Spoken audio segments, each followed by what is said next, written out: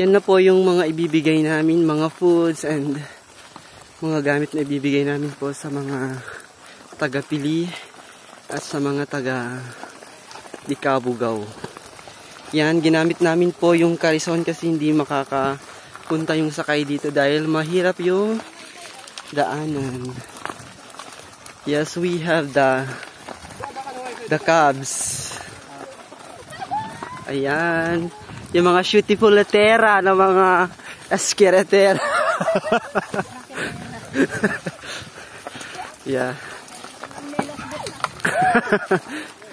Ayan po yung pinaka-demure. Very mindful.